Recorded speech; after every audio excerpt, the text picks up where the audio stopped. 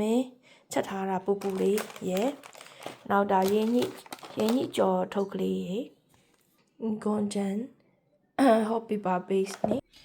ပြီးရင်ဒီမှာကျဲဥမှွေကြော်ကျဲဥနှလုံးကိုမှွေထားတယ်ရတာမှုန်လေးထည့်ထားတယ်ကြော်မယ်နော်မှွေကြော်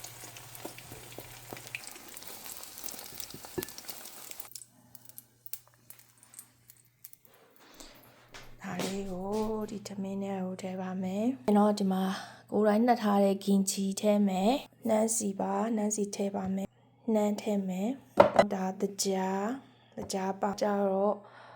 rice vinegar နည်းနည်းထည့်မယ်နော်ဒါ creamy French dressing တဲ့ဒါ mayonnaise နည်းနည်းထည့်မယ်နော် mayonnaise ဒီတွဲဆက်လေးကုန်ထည့်ပါမယ်န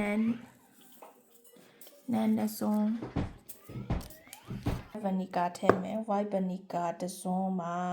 နန်းစီမွေတဲ့တစ်စုံတကြားကဒီလိုမျိုးစွန်းပြားလေးနဲ့နည်းနည်းပေါ့နော်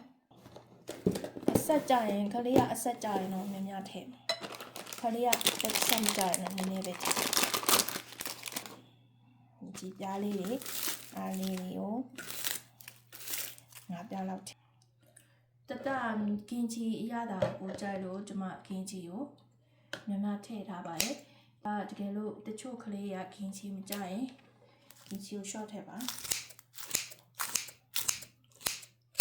mayonnaise ထည့်မယ်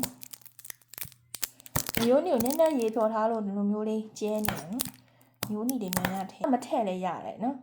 creamy French dressing ဆိုတော့လေ dressing ကဒါမထည့်လည်းရတယ်မဲ့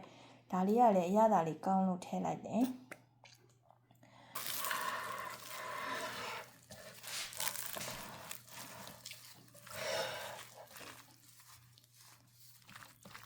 ကျုပ်လေးကြည့်အောင်လို့ပြချင်နေပေးပါမယ်ပြီးရင်စီးနေအောင်လို့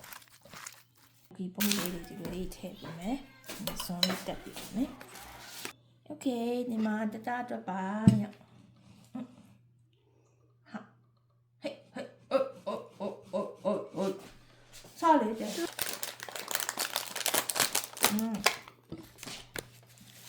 ကောင်းပြီ